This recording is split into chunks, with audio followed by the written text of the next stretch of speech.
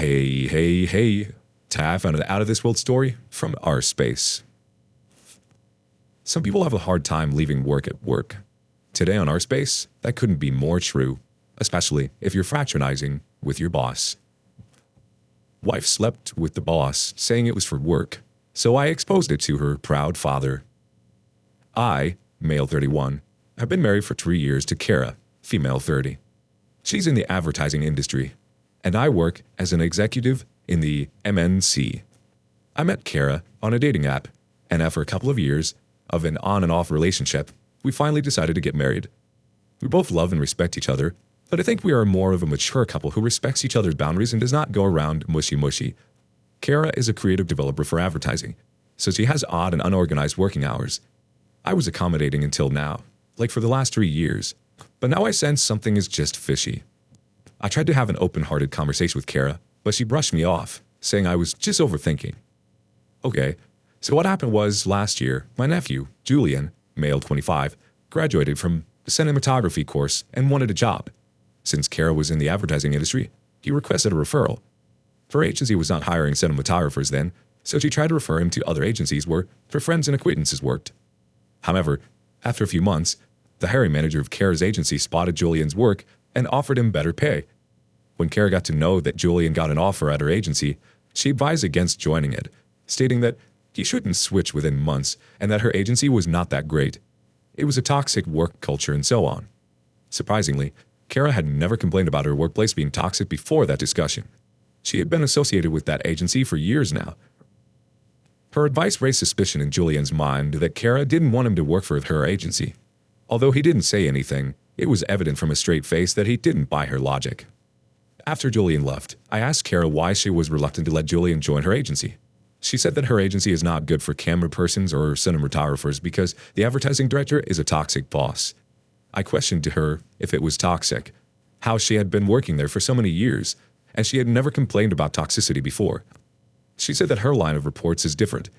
She reports to a creative head who is not toxic, but her friends have informed her that advertising director is a cruel man. The next day I called Julian and tried to give him the same reason as Kara gave it to me last night. He said he had not decided and was still analyzing the offer. He mentioned checking up on the information online from previous employers, etc. I left the conversation there, and I kind of moved on. I didn't check with Julian again on this matter, and weeks passed. Probably a couple of months later, Kara came back home with an angry face. I asked her why, but she ignored me and went for a shower. I thought maybe she was stressed because of some work-related stuff, so I didn't think too much about it. After the shower, she went straight to bed without having dinner. I cuddled her, asking for the reason for her messy mood, convincing her to have dinner, but she refused, saying she was tired and just wanted to sleep. I backed out, giving her the space because after a hectic work shift, sometimes sleep is more important than food or husband. The next morning, she was normal.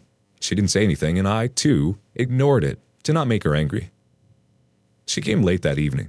I thought it was her usual shift extension or so, but she came. Oh my God, she was fuming. She didn't wait for me to ask her the reason. She unleashed her temper on me. Apparently, she was angry because Julian ignored her advice and joined her agency.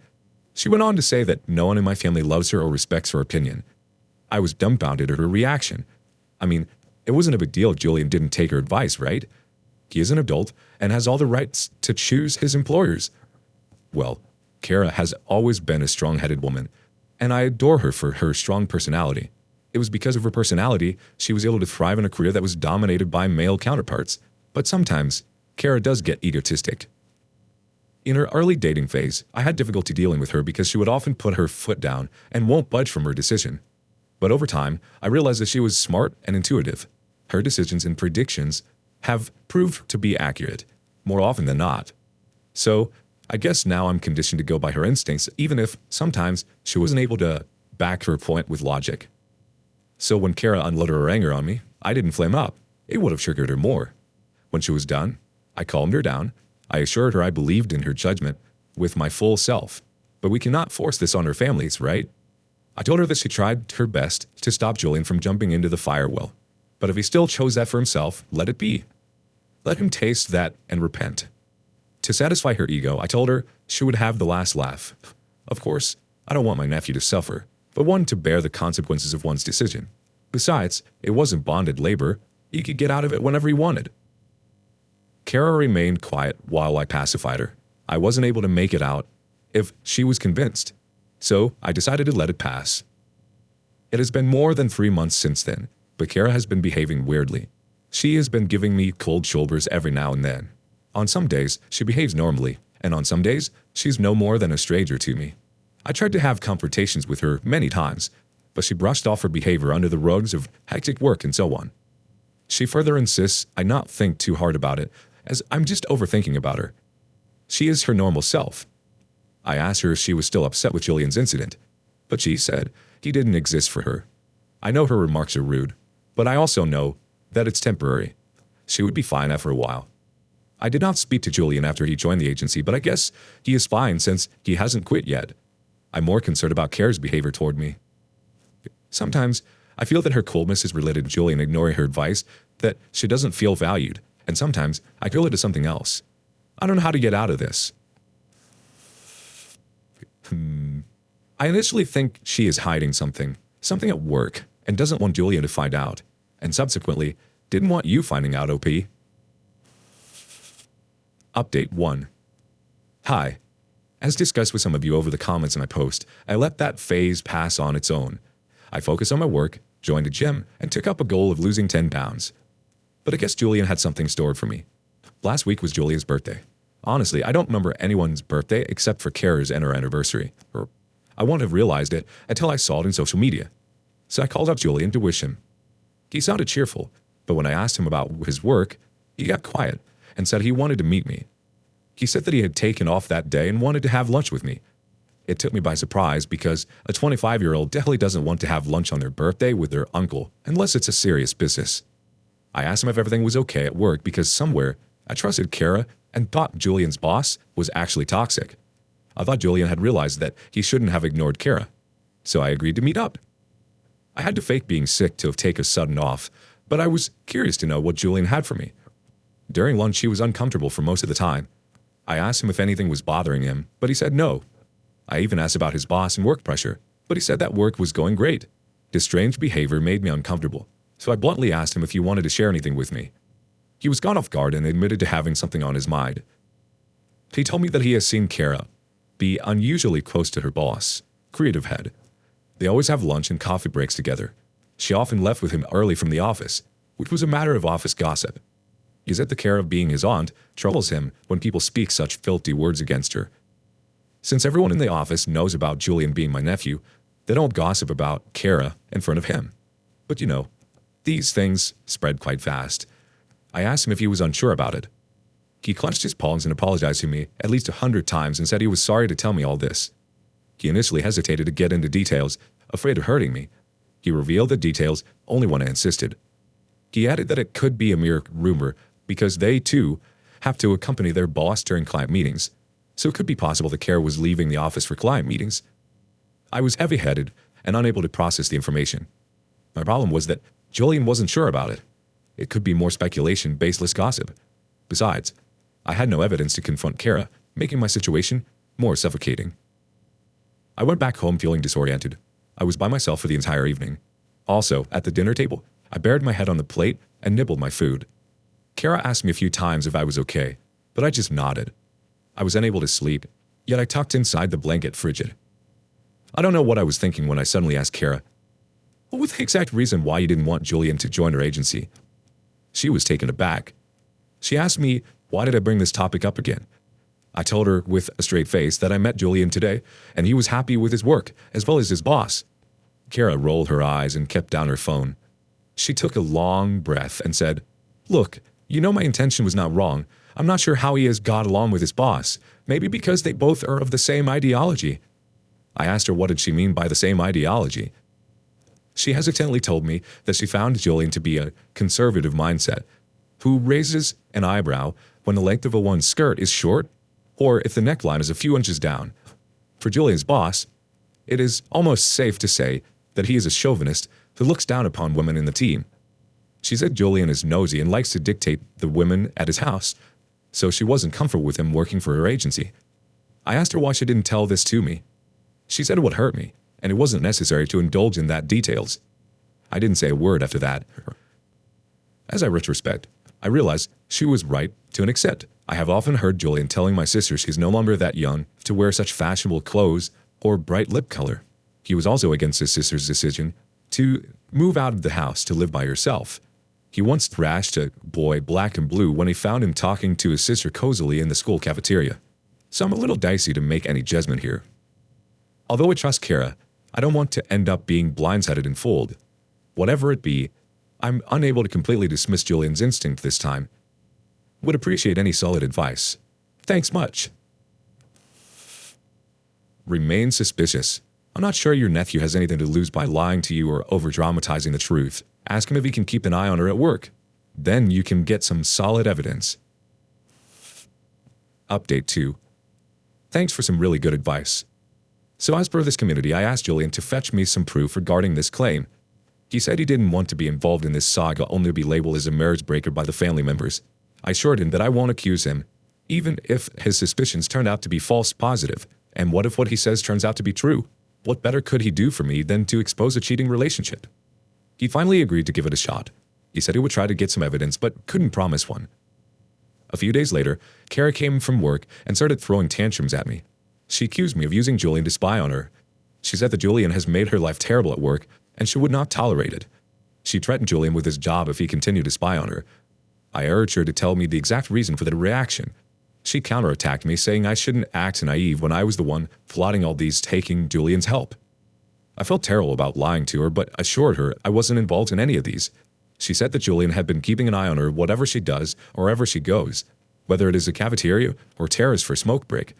At that moment, I cracked inside at Julian's foolishness. I mean, what was he thinking when he followed her everywhere? Even if she was up to it, she wouldn't do anything in public space, right? At that moment, I was hoping Julian's suspicions to come out to be false positive. I pacified Kara and promised her that I would talk to Julian and knock some sense into him. I actually thought of meeting Julian that weekend and ask him to focus on his career instead of the agenda of exposing Kara.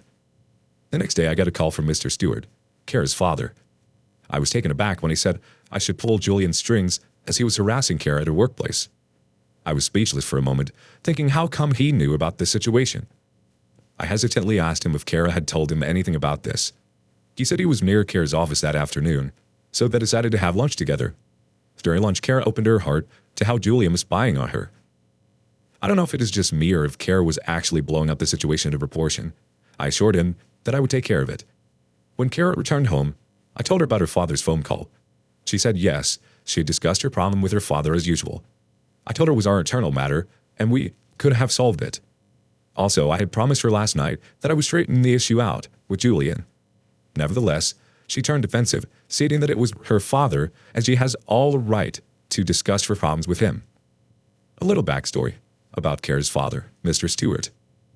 He's a little extra over-the-top father who is way too protective of his daughter, the kind of one who pulls out a gun if anyone stares at his daughter. He leaves no opportunity to boast about how proud he is to be a father of an independent girl. I mean, I know being the father of a girl naturally makes you protective and proud, but trust me, guys, he is too ahead of the edge. So anyways, I called up Julian that very moment and asked him for a meeting in the upcoming week. The remaining days of the week were quiet. The following weekend, I went to meet Julian to ask him to stop his investigation. He had something else stored for me. I started by thanking him for being so protective of me, and as I went on to ask him to curb down, he stopped me and said he wanted to show me something. He pulled out his laptop and showed me a clip that sent shivers down my spine. It was a long video. Julian fast-forwarded it to a point that I was looking for. Kara was seen with her boss in an elevator. He was caressing her hands while taking some files. Then he was seen fondling her. Other parts. I could even type this. There were not only one, but several clips where her boss's hand was all around her body in the elevator, and the deserted fire exit gateways in the staircase. I didn't have the courage to watch all the clips with my eyes wide open. I told Julian to transfer all those files to me. I also asked him how he was able to get CCTV footage of the workspace. It was not accessible by an employee. He said that he could not name it, but he had friends in the engineering department who were able to hack into the CCTV cameras of the deserted places of the office. When I returned home, Kara immediately asked me if I knocked some sense into my stupid nephew. I replied yes. I have told Julian not to interfere in your business when you're getting knocked down by your boss. My voice automatically pitched high as I said that.